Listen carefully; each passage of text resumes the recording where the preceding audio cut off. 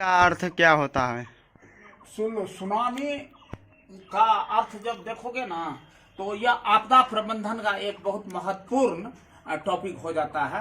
आपदा प्रबंधन के अंतर्गत सुनामी का सबसे पहले गिनती होती है, क्योंकि इसका प्रभाव और इससे जो धनजन की क्षति होती है उसकी गणना करना आशा से परे की बात हो जाती है। तो होता है क्या, सुनामी शब्द जो है यह एक जापानीज, ये क्या नाम, आपको जापानी शब्द है। यह दो शब्दों के मेल से बना है, एक सु और दूसरा नामी। सु का अर्थ होता है, जापानी शब्द का अर्थ होता है बंदरगाह या पतन, और नामी का अर्थ होता है लहरें। तो स्पष्ट रूप से यह हो गया, जो सुनामी का अर्थ हो गया जो समुद्र की लहरें, या नहीं तो समुद्र तट के करीब जो लहर आता है उसका दुष्परिणाम। यह तो बहुत कम समय के लिए आता है, लेकिन अपार धन जन की क्षति करती है। बड़े बड़े मकान से लेकर और बड़े इमारत से लेकर के व्यक्ति तथा पादप जो है सो काल के गाल में समा जाता है। देखो, यह सुनामी आता क्यों है, इसका 3 कारण अति प्रमुख है। नंबर 1 होता है समुद्र में जब ज्वालामुखी होता है, वोल्केनिक विस्फोट होता है तब।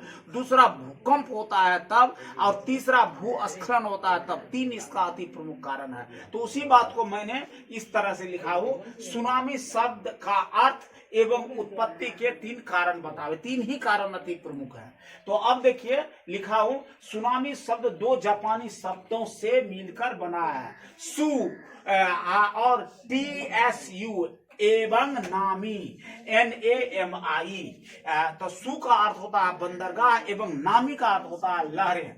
तो स्पष्ट है कि सुनामी बंदरगाह अथवा सागर तट पर आने वाली लहरें हैं, जो अल्प कालावधि में अपार धन जन को काल के गाल में समा देती है और त्राहिमाम मचा देती है। सुनामी की उत्पत्ति अग्रांकित 3 कारणों से होती है। नंबर 1 समुद्र में भूकंप, दूसरा ज्वालामुखी उद्गार, और तीसरा पानी के नीचे भूस्खलन का होना।